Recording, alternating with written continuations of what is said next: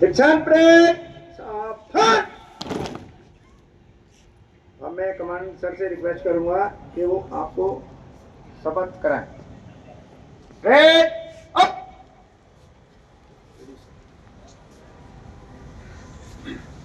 मैं दिल्ली में रहते हुए सत्यनिष्ठा और ईमानदारी पूर्वक घोषणा करता हूं और विश्वास पूर्वक कहता हूं कि होमगार्ड सदस्य के रूप में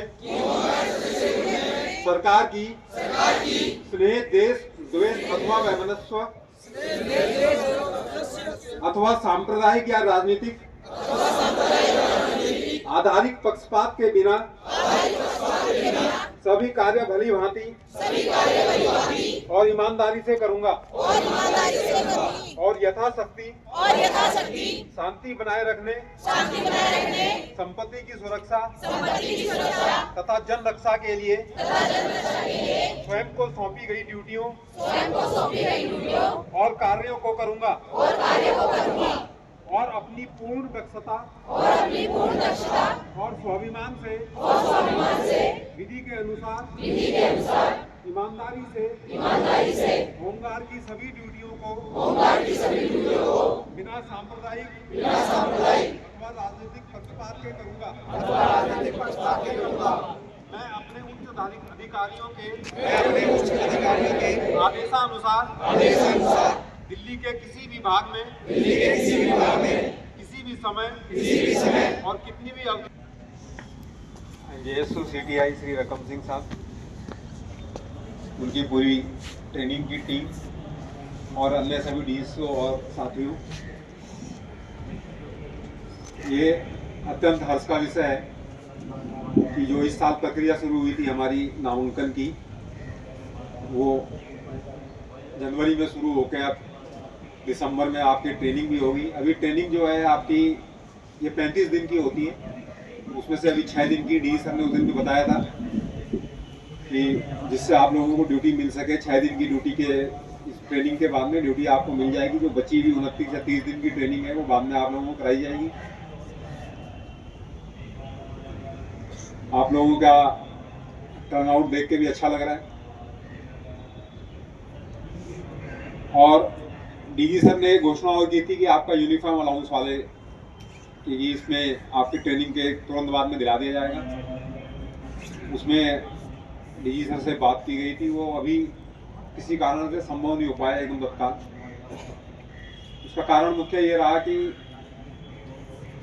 ट्रेनिंग के दौरान ही जो पहले दिन जो लोग आए उसमें से अगले दिन कई लोग एब्सेंट हो गए, उससे अगले दिन कोई एब्सेंट हो गए। तो क्योंकि यह स्वयंसेवी संस्था है और किसी को हम अगर यूनिफॉर्म अलाउंस पहले एडवांस में दे देते हैं, उसके बाद में वो आता ही नहीं, ड्यूटी नहीं कर रहा, ट्रेनिंग में एक दिन आया उसके बाद नहीं आ रहा, तो वो बड़ा मुश्किल हो जाएगा। तो फिर डीजी सर ने ये निर्णय लिया कि अभी जिसने पूरी अपनी ट्रेनिंग कर ली सफलतापूर्वक, उसके बाद में 10-5% और 7% क्यों 6-7 दिन हो गए आप लोगों को आपको यूनिफॉर्म अपनी दक्षता वाला फॉर्म किसकी क्या दक्षता है, उसमें अनेक लोगों की नई नई किस्म की दक्षता निकल के आई है। और विशेष तौर से हमारा एक दिल्ली की शान था, एक बैंड था, वो बैंड किस वजह से पिछले कुछ समय से वो कार्य नहीं कर पा रहा है।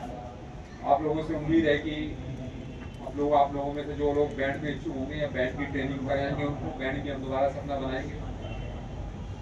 आप जो काम करते थे वो आप उस नाम से करते थे, अब आप जो भी अच्छा बुरा करोगे उसके साथ में एक संस्था का नाम भी जुड़ जाएगा। जब संस्था का नाम जुड़ जाता है तो हमारी जिम्मेवारी अनुशासन के प्रति, अपने जो भी कर्तव्य हैं उसके प्रति ज़्यादा बन जाती है। तो उसको आपने हमेशा याद रखना है। जो आपने शपथ ली उस शपथ को याद रखना है और नए नए कार्य करना है। दिल्ली की जनता की जो सेवा का आपने करना है, निष्काम सेवा हमारे इस ऑर्गेनाइजेशन का जो मूल मतलब विज़न है वो यही है, मिशन विज़न। निष्काम भाव से हम सेवा करते हैं। एक मैनेजमेंट या प्रबंधन जो होता है, तो मैनेजमेंट और प्रबंधन में जो MBA, OBA या BBA वो करते हैं, तो उनको शुरू में एक चीज़ पढ़ाई जाती है कि मैनेजमेंट में या प्रबंधन में सबसे अच्छा मैनेजमेंट, सबसे अच्छा प्रबंधन, सबसे अच्छा ये होता है कि इनपुट सबसे कम हो और आउटपुट ज़्यादा निकले। इनपुट कम है और आउटपुट ज़्यादा निकल रही है। तो ये मैनेजमेंट में नहीं, हर जगह है, जिंदगी के उसमें भी। जो भी व्यक्ति अपने जीवन में, अपने परिवार में हो, समाज में हो, संस्था में हो, जिसकी अपनी आवश्यकता बहुत कम होती है और वो कार्य ज़्यादा करता है, अपनी आवश्यकता के लिए वो संसाधन कम से कम लेता है। संसाधन हर रूप में हो सकते हैं, अर्थ के रूप में, पैसे के रूप में, सेवाओं के रूप में लेता है कोई। जो उठता है तो भाई पानी का गिलास भी हाथ में चाहिए बिस्तर में।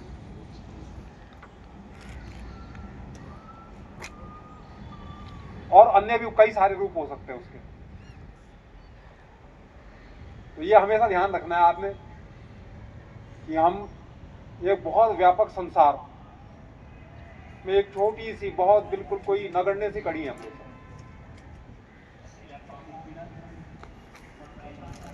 तो अपने जीवन में हर जगह ये देखो कि हमने समाज से, परिवार से, हर किसी से कम लेना है, ज़्यादा देने की कोशिश करनी है।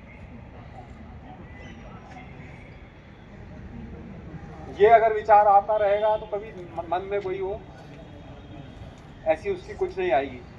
फिर प्रबंधन में एक चीज और पढ़ाई जाती है